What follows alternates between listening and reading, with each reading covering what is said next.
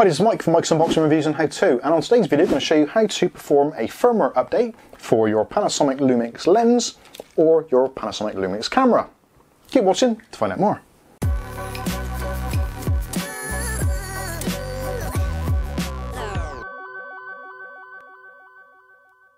Okay, so in today's video we're going to hopefully try and demystify the art of performing a firmware upgrade on your Panasonic Lumix Micro Four Thirds lens or your Panasonic camera. Now this covers quite a few models in the range, everything from pretty much the early G series right the way up to the brand new G9s, G10s, all those kinds of things.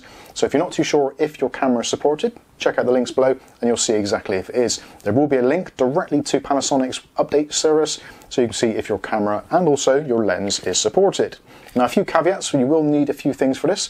So first of all is going to be a micro SD card or a SD card in a holder such as this one. I've picked up a brand new one from Coxia. Also you will need obviously a card reader as well. So if your laptop or PC doesn't have one built in, then something like this from Ugreen would be absolutely fine just for transferring the data from your Windows or Macintosh PC onto the card. Now this does work for Mac or PC, so if you're in either camp, this is going to be exactly the same and pretty much identical procedure, although the file copy transfer section for Mac will be slightly different from that of PC. Also, other things you'll need is a 100% charged battery, such as the standard Lumix one, or alternatively, if you're lucky enough, you can use something like this, which is a DC coupler, which will convert this to mains power. Either way, you will need a pretty much fully charged battery or a constant power source to perform this task. If you try and do it with a slightly less charged battery, you will get an error message and it will not perform the upgrade. Also, another thing of note is you will actually need a lens attached to your camera, so this doesn't work on a naked body only. You do have to have the actual lens attached so you can actually get a display on the screen, etc, etc. So anyway, with that said, let's get on with it. So a couple of things you need to do to actually get things up and running. First of all is to actually format a card in your camera. So if you go into the camera with your fresh SD card, which we've already put in, turn the camera on, go into your menu by pressing the menu button, and then if you go into the spanner icon, not the spanner with a C, but just the plain spanner, as you can probably see from the B-roll here, scroll through to, on my page, on my camera it's 6 of 6, and there's an option for format. So just press the format button, and it'll say, do you want to delete all data from the memory card? Just use the joystick on the back and then choose the OK button, and then it will format the card, as you've possibly seen from some of the B-roll. So that is the card formatted and ready. So now we can turn the camera off, remove our SD card from the side slot, put the card into our card reader, wait for Windows or your Macintosh to recognize it, and then we can get on with actually downloading the firmware. So for this, we're going to need to go over to the PC. So open up your web browser of choice. I'm going to be using Chrome. All you need to do is type in Lumix Firmware Update. Again, there will be links in this video description, so if you want to, just go ahead and click on those. And you want this top one. Again, the links will be in the description. So go to the Firmware Update service for Panasonic. And this brings up a whole wealth of information. So it can be a little bit overwhelming at first, but it's not too tricky. So first things you need to do is to make sure that you know which model of camera you've got and also which type of lens you've got. So for the camera itself, if you grab your camera, generally there'll be a sticker on the base of the unit and it will give you the full details there. So in this particular instance, this is a Panasonic G80, which is basically the UK version of the G85. Also, when it comes to the lens itself, if you look at where the lens attaches to the body, generally you'll have a serial number there or a part number, and this is the Panasonic HFS 12060, which is the 12 to 60mm lens. So once you've got that information, then you can head over to the site and make sure you get the right information. So looking through, you can choose at the top here, we've got 4 tabs. So you've got others, compact cameras, micro four thirds system camera lenses, and full frame. So in this particular instance, this is a micro four thirds camera system. So we're on the right tab already. And all we need to do is scroll down. So camera body wise, so like we said, this is the G80 or DMC G80. This also, the firmware update from this one actually covers the G80, the G81 and the G85 for those slightly different models around the world. And the current version is version 1.5, which was released on the 21st of July 2020. Now if you want to find out which version you've got actually in your camera already, what you can do is turn the camera back on. You'll get a message saying no memory card if there's no memory card in there. And go into your menu. Again, go into the spanner section And if you scroll up through, go until you see a part on the menu that says version display. Press OK. So this will show you your body firmware and also your lens firmware. Again, hopefully you'll have some B-roll of this so you can see it a little bit clearer. So we're currently on the body firmware version 1.4, and as we can see, there is a version 1.5 firmware update for the camera body, and the lens firmware is on version 1.1. So in order to find out if we do need that as well, we can scroll down through, right to the bottom, and go and look at the lenses. So this was the FS12-060, and that's currently on version 1.2. So there is an update available for both of these. Now you can't download both of them at the same time and put them both on the SD card at the same time. That will cause an error and it will say that you cannot perform the update. So you have to do it one by one. So I'm going to go ahead first of all and do the body, and then after we'll do the lens. So going back to our body, so it's the G80. So we'll click to the download page, and this will bring up a new window, and then you can just click on download on the bin folder. This will also show the other versions, so as you can see there, it says update contents for GMC G80, G81 and G85. So again, make sure you get the right version for your particular camera, and then click on download. You can choose to download this wherever you want to. You can do it straight to the SD card if you wish to, or you can do it to your desktop and then extract it. It's entirely up to you. So I'm actually going to download it directly to the removable drive. And hit save. So once the download is finished, you can go click on the icon there, choose show in folder. Obviously you can use Windows File Manager if you wish to, and what we're going to do is unzip the file. So we're going to right click and then choose extract all and extract. Depending on the speed of your computer, this may happen slightly quicker or slightly slower than my particular PC.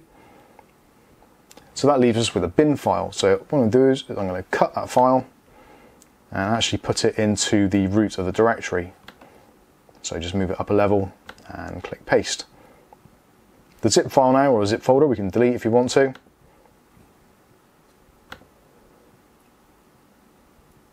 And also there's a folder there, empty folder.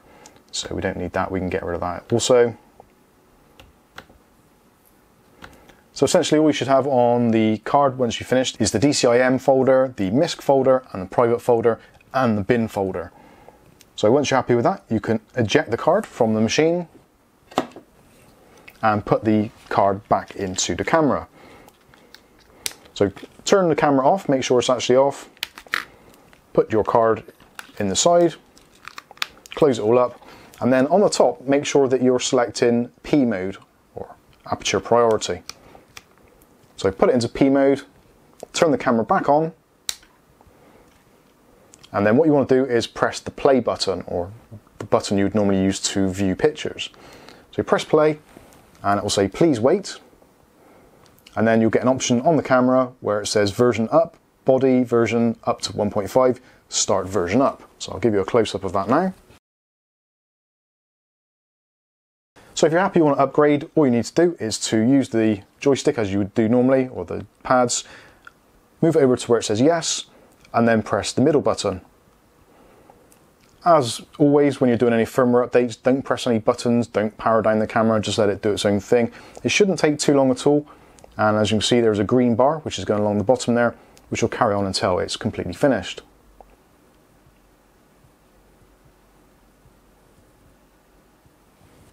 When the procedure's finished, the camera will turn off and turn itself back on again and leave you back with the standard view. So that's the actual body update done. Again, you can go into the menus and change anything. It shouldn't actually change many of your settings. Looking at it here, it does appear, if I switch it back into movie mode,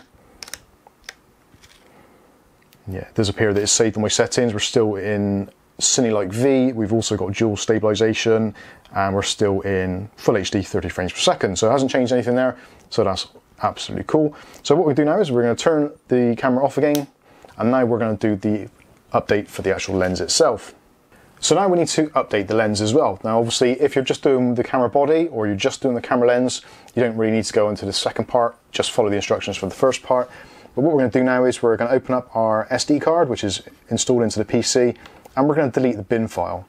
So click on delete there, Are you sure you want to delete? Yes. So effectively that is a blank SD card. Now you can, if you want to, you can use your normal existing SD card that you use for taking pictures, but I've just used a separate one purely for simplicity, and also because there's things on the other SD card which I need, which I haven't quite transferred over. So yeah, if you want to use a separate SD card, the choice is entirely up to you, but obviously when you format it, you will lose anything which is on the card, so do bear that in mind. So now what we can do is we can minimize that, and we'll go back now and get our firmware for the lens. Now again, I'm going to make sure, because some of the lenses have got very similar names, so just a quick double check. So this is a H-FS, so H-FS, yeah, 12060. So that is the right one. So we're going to go ahead now and click on the download page.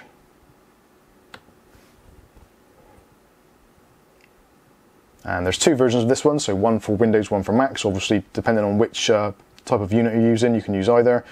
So I'm going to download the exe for this particular one, and I'm going to save it to the same location.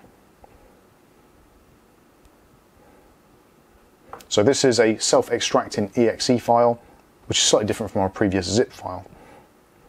So again, we're going to do the same thing. Click on Show in Folder, so we can actually see it. And then what we're going to do is we're going to open this file, and this will basically self-extract itself into the D drive, or the drive letter of your particular card reader. So as you can see, now it's created the file, so there's a lin file, and what we're going to do is we're going to delete the previous one, the exe, and then we can eject the SD card from our machine, and again, with the unit in the off position, and make sure that you're back into P mode or priority mode. Open up the flap, stick in the SD card, close the flap, turn the camera back on,